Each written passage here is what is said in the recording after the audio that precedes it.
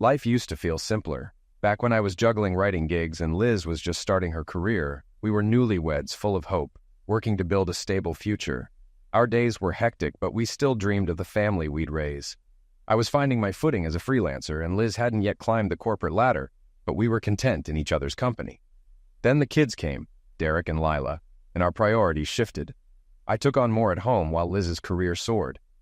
What I thought was a temporary setup turned permanent. And while I managed the house, Liz thrived at work. Over time, I began to resent it. I had hoped it was just a phase, but years later, we were still stuck in the same routine. Sitting by the window, I realized I was about to do something out of character. Liz, now 33, ran an office with confidence, managing a housewares company. Though she preferred Elizabeth, I always called her Liz. Her career success didn't bother me, especially since the company owner was a family friend. I earned my living writing articles and essays. Not much, but it was steady, though Liz's salary had long since outpaced mine.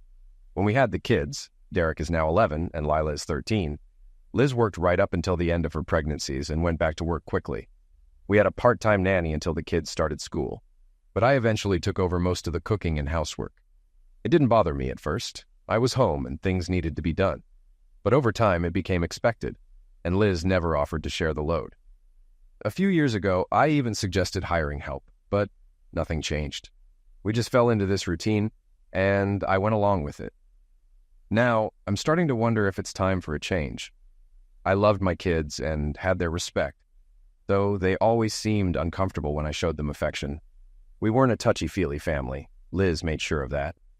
I blamed her for the lack of warmth, and our physical relationship was limited to one predictable night a week. It hit me 2 years ago. What a dull life I was living. Something had to change. Those were my thoughts from the past, but tonight, as I waited for Liz to come home, I realized nothing had changed. I prepared dinner, and Liz soon arrived, telling me her mom was coming over. "Arthur, my mom's coming for dinner. Dad's at the lodge," she said. I set another plate, already sensing a fight brewing. "I know you don't like my mom, but could you be civil?" she asked. I nodded. She kept going. "Your body language says too much. She has feelings, you know." I nodded again, while the kids stayed quiet. Liz began complaining about work, dealing with customers when her boss wasn't around. "Kids, see what I have to put up with? If Calder sells me the business, things will change," she rambled. As Liz kept talking, I decided not to wait for her mom. "I'm eating now. The roast will get cold." I started serving the food just as her mom, Iris, walked in, visibly annoyed. I met her eyes and did something I'd never done before. I dropped my gaze to her cleavage and wiggled my eyebrows. She looked shocked. I smiled and then patted her on the back when she started coughing, my hand lingering on her neck. She shuddered. "Arthur, stop that. What's gotten into you?" she snapped. "Nothing," I replied. Liz told me to be more friendly. "I don't like it. You must be crazy," she said. I laughed. Everyone's a little crazy sometimes. I let it go. Neither Liz nor the kids saw anything unusual, just me trying to help.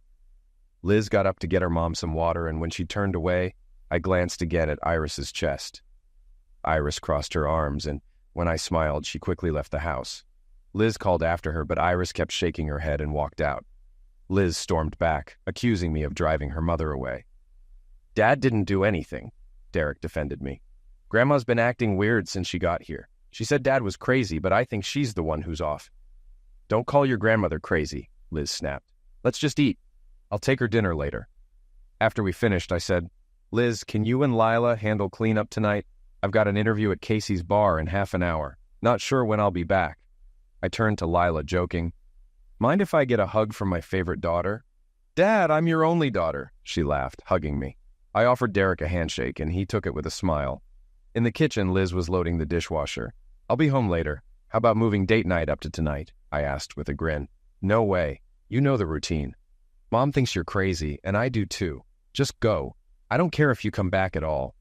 I shrugged, grabbed my things, and walked past Casey's bar to a waiting taxi.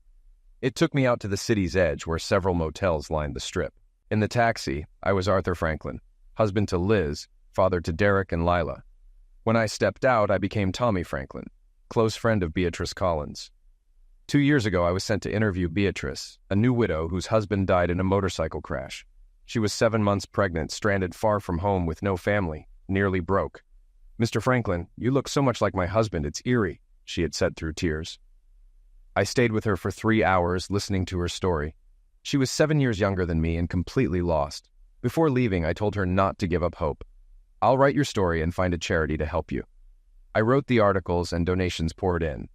Beatrice found a home with an elderly woman named Vera, who had recently lost her own daughter. As Beatrice approached her due date, I told her to let me know when the baby was coming. I felt good about helping her. A few months passed, and I visited Beatrice occasionally. When she went into labor, I left Liz a note saying I had an interview out of town. I made it to the hospital in time to be with Beatrice as the baby was born. I even held her son, Alex, before he was taken to the nursery.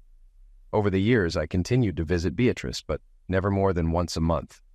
I wasn't in love with her, but I enjoyed her company, and I adored the baby. After 2 years, Vera left to visit her sister, and Beatrice asked me if I could stay overnight. "Tommy, I need to talk about my future," Beatrice said. "I'm almost 25, and life's slipping by. You should think about your own future, too. I know you're unhappy at home." "Okay," I replied. "I can get away for a few days. We'll figure something out." Beatrice then looked at me and asked, "Will you kiss me before you go? I've waited months for this." I hesitated. "You're okay kissing a married man?" "I am," she said softly. "Come here." Later that night, I told Liz, "I'm going to be out of town for a few days." "Fine by me," Liz replied casually. "Dad will take the kids somewhere. He really cares for them. I'll be busy too." There were no questions from her about when I'd be home, where I was going, or whether it was work-related. "I'll be gone at least 3 days. I'll be back when you get off work Friday," I told her. "Why not stay out until Saturday? What about Friday night? That's our night together," Liz asked. "We'll skip it. It's been 3 weeks since we've been together anyway." "Oh, Arthur, stop it. We have 2 kids, and I don't want to risk getting pregnant. I don't care if we ever have sex again," she responded sharply. "Damn it, Liz," I said, feeling the frustration rise. "I'm 32. I'm not going the rest of my life without closeness." "Then find it somewhere else. You'll get it from me when I feel like it, and that's it," she snapped. I stared at her, shocked she'd even suggest changing our usual night. Was that guilt on her face? I didn't like having this conversation in front of the kids. "Fine, Saturday night it is," I finally said.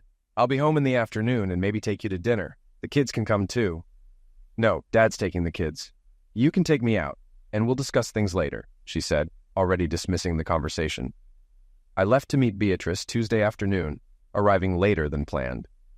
She greeted me warmly, looking completely different from Liz, more cheerful and full of life.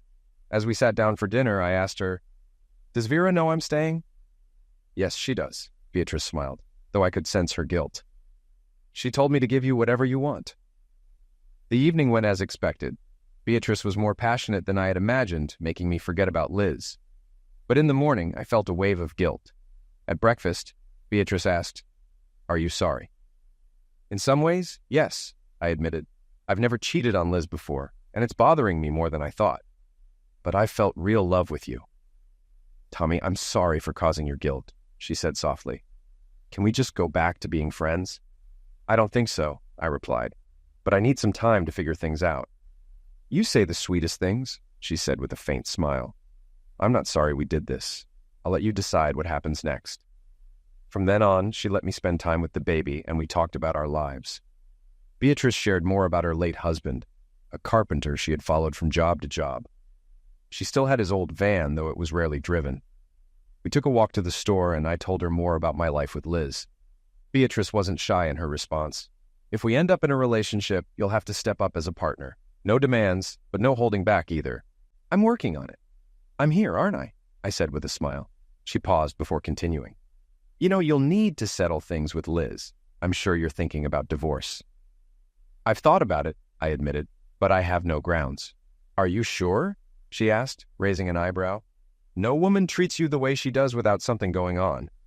"I never considered that she might cheat," I said thoughtfully. "But maybe you're right. Talk to her," she suggested. "Maybe it can be fixed." "And what about us?" I asked, searching her eyes. "Doesn't this mean anything?" "It means a lot," she replied softly. "But it's not enough to break up your marriage." A month later, everything changed. After I returned from my 3-day trip, I hired a private investigator. 3 days later, I had photos of Liz with another man. I couldn't see his face, but the evidence was clear. I guess I wouldn't be missing our Friday night date after all. Liz was getting served divorce papers that Friday at work. When Liz came home that evening, she accused me of having a midlife crisis, but didn't seem too upset about being served divorce papers. I didn't mention the investigator's report, saving it for potential issues in the divorce. Surprisingly, Liz agreed to my terms without a fight. I had 2 kids I loved, but I was leaving, knowing they'd be cared for by Liz's father and my parents. Visitation would be allowed, but I knew it wouldn't be enough. I had saved a good amount of money and had some promising fiction stories on my laptop. An editor told me my work would sell, so I planned to publish under the name Tom Franklin, dropping Arthur entirely. Liz and I divorced, and I focused on my kids, Lila and Derek. They handled the split well, likely because they saw how Liz treated me. I used my savings to buy Vera's house, where Beatrice was already living. People assumed we were married, but we weren't. Beatrice's son Alex was born after her husband's end of life, and anyone looking at us might think I was his father. As for my own kids, Liz had custody, and I gave up my share of the house to avoid high child support. Liz sold the house and moved in with her parents. Lila, now 15, soon clashed with her grandmother and mother. Tensions flared when Lila's friend discovered her own father was Liz's lover, leading Liz to blame Lila. Lila began spending more time with my parents and eventually moved into my childhood room. Derek, on the other hand, was content bouncing between his 2 sets of grandparents, focusing on skateboarding tricks during his rides between the houses. Both kids were happy, as my dad and Liz's father were lifelong friends, giving Derek plenty of activities to enjoy. After the divorce, I didn't see my kids often, only every other weekend. But when Liz started having trouble with Lila, I began visiting more frequently. Soon I was seeing the kids twice a week. Eventually, I suggested Lila move in with my parents, and she asked if Derek could join her. I met with Liz, who surprisingly agreed to let both kids move in with me. She even offered to pay support, not realizing my financial situation had improved thanks to my writing and Beatrice's growing online business. She was selling Chinese artifacts through an importer, and her business was doing well. Our new living arrangement worked. I wrote in one room, Beatrice handled her sales in another, and we took care of Alex together. We weren't a traditional couple, but friends with benefits. We didn't share a bed unless we felt like it, then went back to our own spaces, satisfied with the arrangement for now. I hadn't told my family about living with a woman, but that had to change when I decided Lila and Derek would live with me. The Wednesday before school ended, I visited my parents and told them, as well as the kids, about my new house. Walter arrived while I was explaining, so he found out too. "This Sunday I'm having a cookout so you can see where Lila and Derek will live," I said. "Walter, should I invite Iris?" "Nah, she wouldn't care. No need to mention it," Walter chuckled. That was fine with me. Mom asked, "What can I bring?" "Maybe a pie or cake," I suggested. "Okay, we'll come early to help set up." "Not necessary," I said. "Everything's ready. I use the patio all the time." I then added, "Mom, can you start calling me Tommy? I've dropped the name Arthur." Dad chimed in. "About time. I've always hated that name." "Why did you name me Arthur then?" I asked. "Ask your mother," Dad replied. Mom sighed, explaining they had a great Uncle Arthur who had helped them out when they were struggling and made them promise to name their next son after him. "He's dead now, so the name can be too," she said. We also talked about my brother Oscar, who was in the military. Mom mentioned that Liz had been corresponding with him, which surprised me. It turned out he had been visiting town frequently, staying with Iris and Walter, and even spending time with Liz.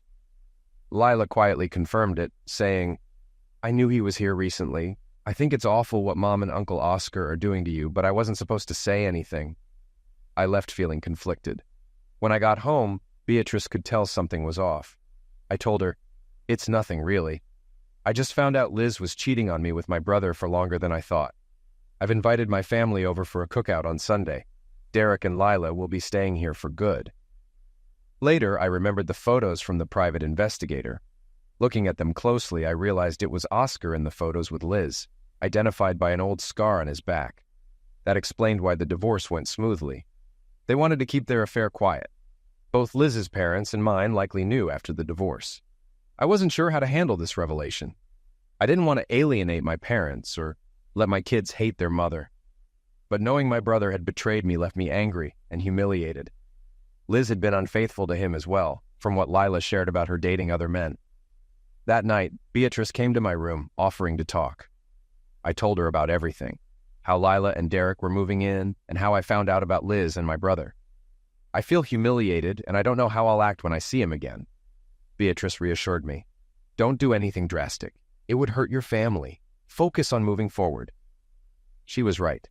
Though it was difficult, I knew I had to focus on my kids and leave the past behind. Beatrice then cuddled closer, lightening the mood. You know what happens when you suggest cuddling, don't you? I asked with a smile. I do. That was the plan, she replied playfully. Beatrice had a calming effect on me, especially when my mind was racing. Her warmth helped me forget my troubles that night. The next morning, I was excited about my family meeting her. After Alex was born, she worked hard to get her figure back, and now she looked great, with styled hair and a graceful way about her. As I sat with my coffee, Beatrice caught me staring. Tommy, you're looking right through me. What's on your mind? She asked, amused. Just thinking about you, I said with a grin. If I asked you something important, would you answer honestly? Of course, she said, intrigued. We've been living together for 2 years, and I love Alex like I love Derek and Lila. They'll be moving in soon, and I think you'll get along with them. So I was wondering, should we get married? Beatrice laughed. That's a pretty lukewarm proposal. Can't you do better? I pulled out a ring. Beatrice, will you marry me? Her eyes softened. Tommy, you've made me so happy. When were you thinking? Soon. With the kids moving in, it's best to be married before Liz changes her mind. I bought the ring a month ago, but now it feels more urgent. Beatrice teared up. I would have married you any time. I've loved you since before Alex was born. Great! Let's get the license next week. I'll ask Derek to be my best man. Beatrice smiled. And if Lila likes me, I'll ask her to be my maid of honor. It'll make them feel welcome. That Sunday, I prepared the patio for the family cookout. I was nervous since I hadn't told them about Beatrice and Alex. Around noon, Mom arrived and immediately asked, Who's the child? That's Alex Collins. He and his mom live here with me. You'll meet Beatrice inside, I said. Mom wasn't thrilled, but went inside.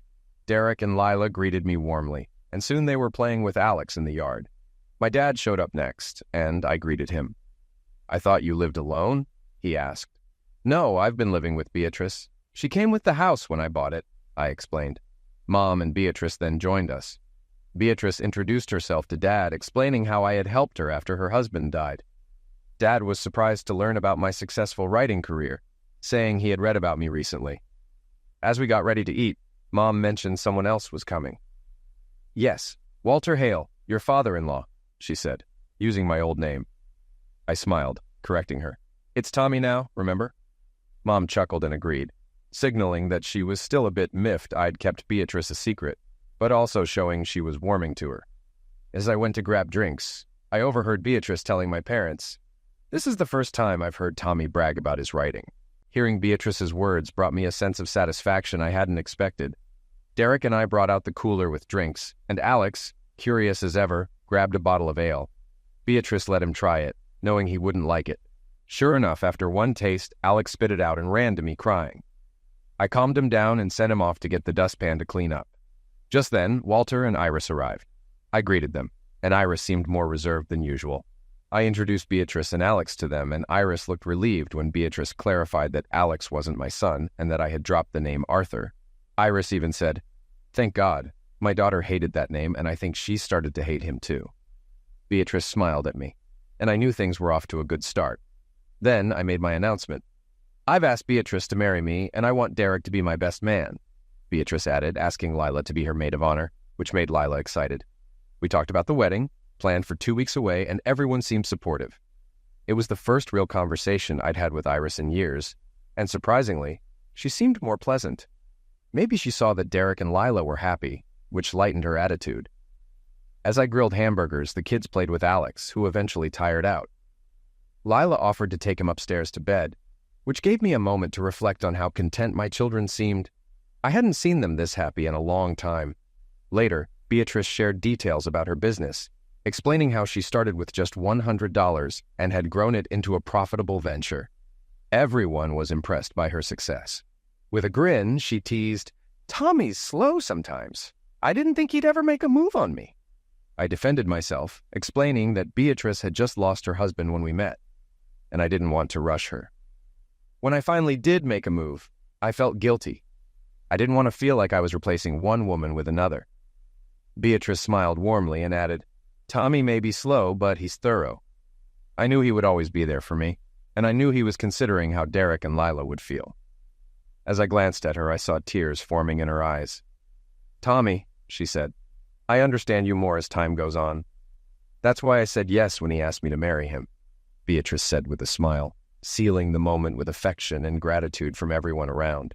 For a brief moment, I reflected on how different Beatrice's love felt compared to Liz's. The way Beatrice looked at me was genuine, from the heart. Blushing, I shifted my focus to where I did my writing, feeling proud and wanting to impress Lila, Derek, and perhaps Iris. I'd always felt like Iris looked down on me, though she had been surprisingly kind today. When I visited the kids after the divorce, Iris usually avoided me, but today she seemed more open, even friendly. It was time for the grandparents to leave, and after a few tears and hugs, they drove off. My kids stood in the driveway watching them go, then turned back to come inside. Just then, Alex woke up, fussy from his nap. When he saw Lila and Derek, his mood quickly changed, realizing they were here to stay. Lila took charge, offering to help Alex with lunch, and Derek, not wanting to help with potty duty, stuck with Beatrice to learn about her business.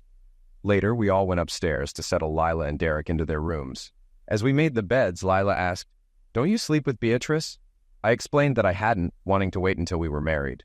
Lila responded bluntly, You should. Mom and Uncle Oscar don't hesitate, and she brings other men home too. I was shocked, and Lila admitted that Liz had threatened to disown them if they told me. I processed this new information quietly, knowing things had shifted. Liz wasn't my wife anymore, and I had my kids living with me. I still had to deal with my brother Oscar, but that was a battle for another day. After lunch, Beatrice showed everyone how her online business worked, impressing them with her success. She explained how she had started small and built it up with a little help from me. She joked about how slow I'd been to make a move, but I defended myself, saying I'd wanted to respect her grieving process after her husband's end of life. Eventually, I opened my heart to her, and everything fell into place. Wednesday, the women went dress shopping, so I took Derek to get a suit for the wedding. When we returned, a large Harley-Davidson was parked in the driveway. A man introduced himself as Jimmy Stein, Beatrice's stepbrother. He explained he had been in trouble and recently got out, now trying to rebuild his life. Jimmy hadn't seen Beatrice in a while and wanted to check in, making sure she was with a good man. I invited him to stick around until she returned, and we chatted about his past, including how he used to ride with Beatrice and her late husband Luke. Jimmy admitted he was struggling to find work but hoped to get back into the bike business. I suggested he attend our wedding, though he hesitated, saying he didn't have anything decent to wear. I offered to help him get some new clothes, telling him to keep his leather vest. After all, that was who he was. I knew Beatrice would be pleased to see her brother again. When Jimmy finally stood up, I realized how big he really was, 6'5" and towering over me. Wow, Beatrice lucked out, I thought. We headed back into town and returned before the women arrived. Jimmy was eager to find a job, so I gave him a note from my friend and sent him off. He left his new clothes in my old room. Derek wanted to ride on the bike with him, but I said no. It was too soon. When the women returned, Beatrice was excited about her wedding dress. Derek told Lila about Jimmy, and I overheard him say, Maybe we can ride motorcycles once we know him better. After everyone left, I told Beatrice that Jimmy would be staying for the wedding. She was thrilled and jumped into my arms. She asked where he was, and I explained he was out looking for work but would be back soon. Later, as Alex fell asleep in my arms, we heard Jimmy's Harley pull into the driveway. Derek, worried, asked if he didn't get the job. I reassured him and asked Beatrice to invite Jimmy in, knowing he must be hungry. I watched from the window as Beatrice and Jimmy reunited, exchanging a brief kiss on the cheek. Beatrice wiped away happy tears, and they came inside together. Jimmy shook my hand and thanked me for the job lead, saying Greg had hired him after a long interview. He added that my note was what secured the job, and he was determined to prove I was right about him. We offered him dinner, but Jimmy declined the beer, explaining he didn't drink anymore. Curious as ever, Derek asked what prison was like. I scolded him, but Jimmy said it was fine to answer. Jimmy explained that his size protected him in prison, but the real punishment was losing his freedom. He described the daily routine, being confined in a small space, and the demeaning treatment from guards. He got through it by not fighting the system and staying focused on getting out. Lila, who had been quietly listening, finally asked, Why did you go to prison? Jimmy nodded and explained, I'm not a bad person, but all prisoners say that. Luke, Beatrice's first husband, was my best friend, and we were part of a gang. Beatrice was different from the other women, good and kind. One night, 4 drunk guys cornered her and Luke, trying to hurt her. I arrived in the middle of the fight, and Luke was losing. I intervened and seriously injured 2 of them. Unfortunately, one of them was related to the local district attorney, and I got 5 years in prison. I paid my debt, but I've lost rights, like voting and owning a firearm, Jimmy continued, expressing happiness about Beatrice getting married again, though he didn't know about Alex until that day. He was glad to meet me and my family, and was determined to be part of their lives. After a pause, he added with a chuckle, I guess I talk a lot. Does that answer your question, Derek? Derek, humbled, nodded. Yes, it does. Beatrice smiled, saying, Jimmy, you sound more educated than I remember. Jimmy explained how a former teacher in the prison library helped him learn and got him a motorcycle repair manual, which gave him the confidence to apply for the bike shop job. He reflected on the challenges of reintegrating into society, admitting that many former inmates face closed doors, which can lead them back into crime. I encouraged him, with your attitude, I doubt that'll happen to you. Jimmy smiled and said, Thanks. People like you can help prevent that. He shifted the conversation to me, asking about my life, and I shared my story while Beatrice filled in details. Jimmy listened carefully, even when Lila mentioned the troubles that led to my divorce, though it made him a bit uncomfortable. Later, as we wandered outside, Jimmy noticed the old barn on the property and asked about it. I told him it was unused. After thinking for a moment, he asked, Would you mind if I rented it? Surprised, I asked, The barn? Yeah, I could fix it up, live in the loft, and maybe turn the stable into a repair shop. I don't want to hang around your house all the time, Jimmy explained. I looked at the barn and agreed. Go ahead. I'll give you the money to get started, and maybe Derek will learn something useful. Jimmy grinned. Deal. That night, after the kids were in bed, Beatrice and I lay talking. You treat my brother just as well as you treat me, she said softly. I'm so proud of you. I'm proud of Jimmy too, I replied. He's a good man, always has been. Beatrice whispered, I owe him for saving me and Luke back then. You're helping me repay that debt. I love you, I said, holding her close. No more than I love you, she whispered back. A week from Saturday, I'd be married again. I was more excited about this marriage than my last, knowing it would bring true happiness. Later, I asked Jimmy if he wanted to work Monday, but reminded him to take Beatrice for a ride in the evening when it was cool. Lila and Derek would get their turns on the bike too. Wednesday, Lila even asked Jimmy to take her to surprise her grandparents. Liz called that evening, furious about Lila riding a motorcycle. Who is that biker? She demanded. That's Jimmy Stein, my soon-to-be brother-in-law. I'm getting married this Saturday, I explained. Why wasn't I told about this? She snapped. It's none of your business, I said, trying to stay calm. Lila and Derek are in the wedding, and Beatrice is the bride. Liz continued with accusations, claiming Beatrice was after a sugar daddy. I shut her down, explaining I'd known Beatrice for 4 years, and we'd only been together after the divorce. She tried to dig into Jimmy's role, and I warned her to stay away from him. Liz shot back that I couldn't control her life, and I reminded her we were divorced. The conversation went nowhere, ending abruptly after I pointed out that even though the kids knew about her lifestyle, they still loved her, and I would make sure they continued to care for her. After the call, Beatrice said, You were harsh on her, don't you think? Maybe, I admitted. But I'm done letting her blame me for everything. The kids came through this okay, and I'm grateful to their grandparents for that. You mean Iris and Walter? Yes, I had issues with Iris, but since I walked out on Liz, she's been more friendly. I concluded, I have custody now, and if I mess up with the kids, it's on me. You won't, Beatrice reassured me. You love them, and they love you. I'll be here to help. Jimmy didn't come inside when he and Lila returned, but I needed to talk to her about her conversation with her mother. Lila, your mom called earlier. She said you didn't answer some of her questions. You need to show more respect toward her. I think you were showing off because of the bike ride. But, Dad, Lila protested, she was trying to control me in front of Uncle Jimmy and Uncle Oscar. You have custody, so she had no right. She's still your mother, I said. Just because I have custody doesn't mean you can disrespect her. She loves you, and I won't let you forget that. Should I call her? Lila asked. Do you think you should? I responded. Lila nodded and went to make the call. When she returned, she said, "I apologized for showing off and told her how happy we are with Beatrice. She asked if we were happy living here, and I told her we are.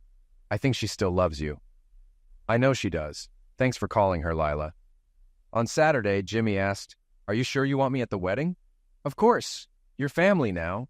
The kids already call you uncle, and we hope you'll stay with us for good." I noticed tears in his eyes when he turned away.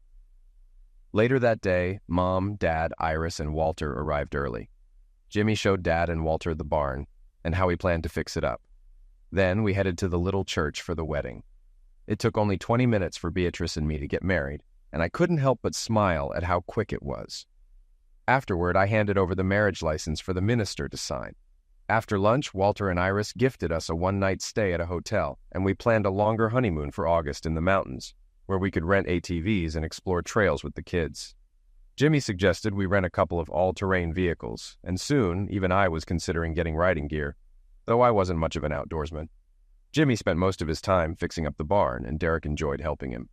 Jimmy explained everything to Derek as he worked, which I appreciated. Meanwhile, Derek also helped Beatrice with her import business, earning a little commission, while Lila spent more time with me, asking questions about my reporting work. When our vacation came, Lila and Derek were excited about the four-wheelers Jimmy had arranged. Since I wasn't comfortable riding one, Jimmy rented me a more stable Bobcat UDV to drive with Alex. We arrived at the cabin, and Jimmy quickly taught the kids how to ride safely. After giving them instructions, Derek asked, "How long before supper?" "About 45 minutes, I replied. "Take it easy until you get used to the ride." They sped off, and we soon heard the engines revving up. Beatrice smiled and said, "They'll be fine. They're good kids." That evening, we ended the day by roasting marshmallows around the fire. The next day, everyone did their own thing. Jimmy and the kids took the four-wheelers out again. Beatrice followed them with Alex and the Bobcat, and I went on a solo hike. When I returned around 1 o'clock, I saw a car parked in front of the cabin. Inside, Liz and my brother Oscar were there.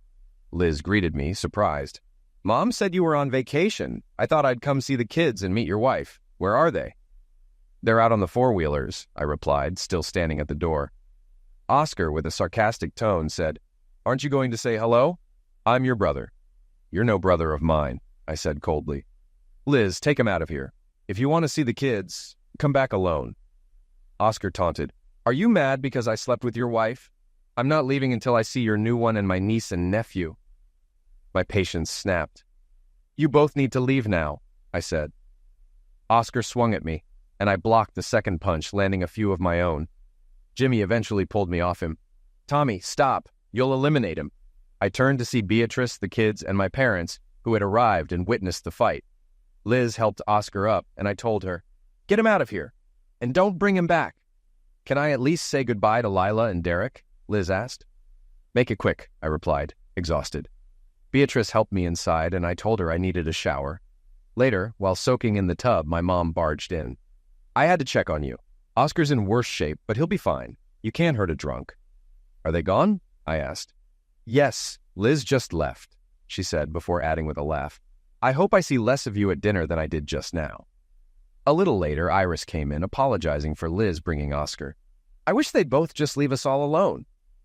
"Iris, it's not your fault," I said. "They're adults, but they only think of themselves." She admitted, "I didn't like you much before, but I'm starting to change my mind." "Thanks, Iris," I said. "Now, can I finish my bath?" She laughed and left the room, and I thought about how much she'd softened. As I relaxed, I realized how much grandparents often make up for the mistakes of their children by doting on their grandchildren. At dinner, it was quiet. My mom seemed the most upset by Oscar's behavior, but I felt good about standing up to him for the first time. I hoped it was the end of the drama, but a month later, Oscar returned. When he knocked on the door, he said, "Tommy, I'm not looking for a fight. You beat me fair and square. I want to apologize and maybe be friends again." I cautiously let him in. "What do you want, Oscar?" he admitted. "I've messed up. You've got a good life, family, kids. I've got nothing. Dad won't speak to me, and Mom cries every time she sees me." "You brought this on yourself," I said. "I know," he sighed. I offered him coffee, and as we sat down, I couldn't hold back anymore. "Oscar, you humiliated me. Why? How did this start?" He shifted uncomfortably. "It started years ago when you were away on assignment. I was home on leave and I flirted with Liz. She didn't stop me. In fact, she encouraged it. I thought if you couldn't keep her satisfied, she was fair game. My fists clenched under the table, but I stayed quiet. Oscar continued. Every time I was home, I slept with Liz. At first, I felt guilty, but that faded. I'm sorry, Tommy, truly. I'm also sorry for Mom. She won't let me stay at home anymore, and it hurts. Are you going to marry Liz? I asked, feeling a strange sense of relief.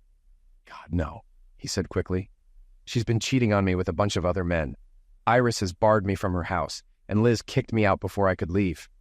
Honestly, I don't miss her. I know the feeling, I admitted, leaning back. It's mostly relief.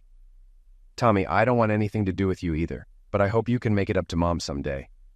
I'm trying. I've got plans. You'll get your wish. I'm leaving soon. Can I say goodbye to Lila and Derek tonight? He asked. I thought about it and finally agreed. You can come by. They used to look up to you when you were in the army. I did too, but you've broken Mom's heart. Oscar nodded. Thanks, Tommy. I'm trying to get my life together. Find an unattached woman and make her happy. You might find happiness too, I said more gently. Later that evening, when Oscar came by, I let him see the kids. After spending a few minutes with them, he came back to the kitchen. You've got great kids, Tommy. I envy you. I regret causing so much of the mess. I'm leaving tonight, and I don't know if I'll be back. Thanks for letting me apologize and see them. As he left, we shook hands. Despite everything, I knew I'd miss him and hoped he might return as a better man. Liz's life didn't improve. The store where she worked as a manager changed ownership after the owner's end of life, and she was fired by his daughter. She found work managing a 7-Eleven, but lost that job too. Eventually, she moved back in with Iris and Walter. We didn't see her much, but I made sure the kids visited. Often, when they went to see her, she wasn't home, so they spent time with Iris and Walter instead. Liz never contributed financially, but that didn't matter. Beatrice and I were doing well. I was publishing 1 or 2 books a year, and Derek was earning his own money helping Beatrice.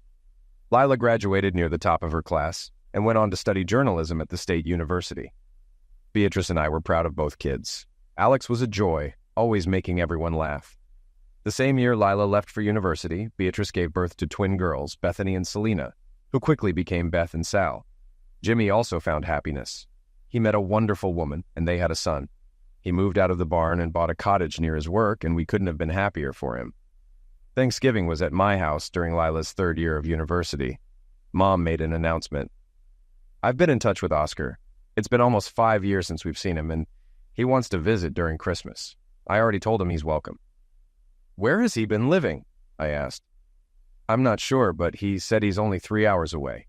He offered to stay in a motel, but I told him that was silly. His old room is still available. It's strange he hasn't contacted us before now, I said. I told him I thought he might have died. He said no, but stayed away until he could come back in a way that would make us proud. He plans to ask Tommy for forgiveness. I recalled Oscar apologizing to me before he left town, but I remained skeptical about his return. That thought was interrupted on Saturday when Iris called. Tommy, Liz is in the hospital. She'll recover, but she tried to take her life. You're saying she attempted self-destruction? I asked. Yes, I found her unconscious after swallowing most of the pills in the medicine cabinet. They've got her in intensive care for now, but we'll move her to a regular room this afternoon. Can you bring the kids to see her? I'll make sure they visit.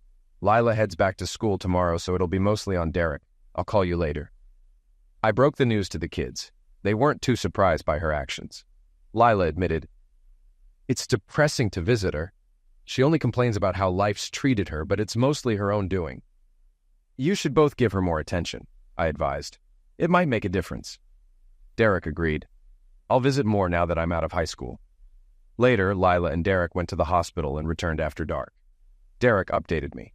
Mom's severely depressed. They've put her on antidepressants, but she's being discharged tomorrow because she has no insurance. Graham and I said we'd cover the costs.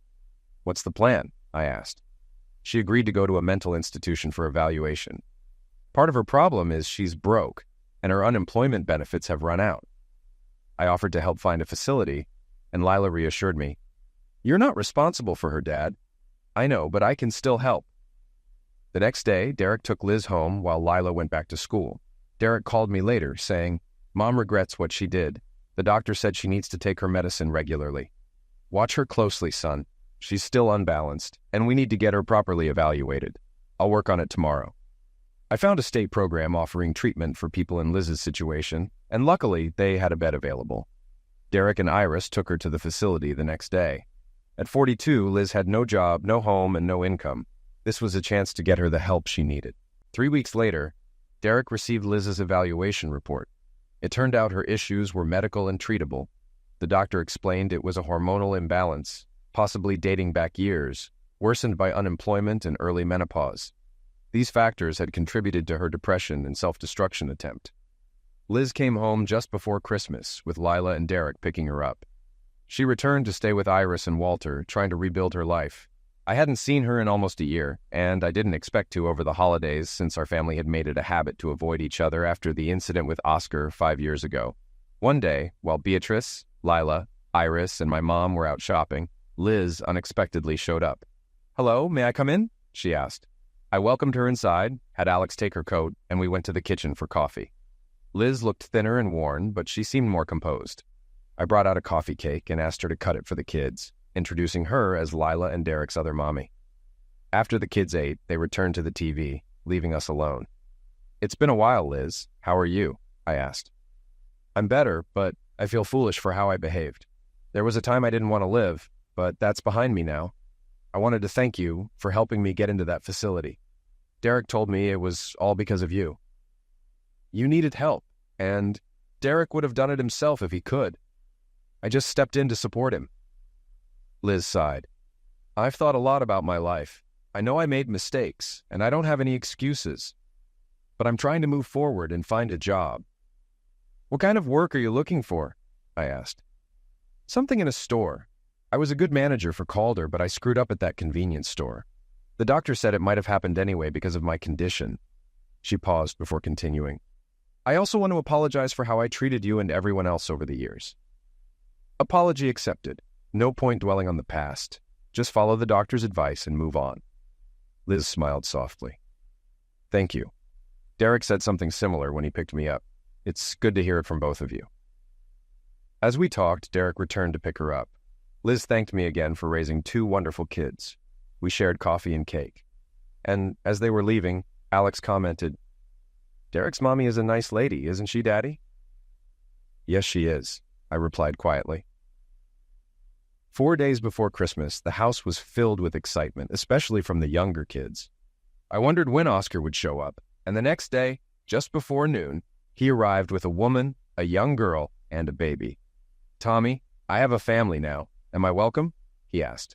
"Of course," I replied, surprised to see his new family. Oscar explained that he'd been working at a private school, teaching and mentoring kids. He had met his wife, Betty, a war widow there, and they had married 2 years ago. He wanted to come home because he thought our mom could finally be proud of him. "That's exactly what I wanted for you," I told him. Oscar hesitated before asking, "Do you think I'll run into Liz? I'd like to apologize to her, but don't want to upset Betty." "Liz was here yesterday. She's been dealing with some health issues, but is staying with Iris and Walter.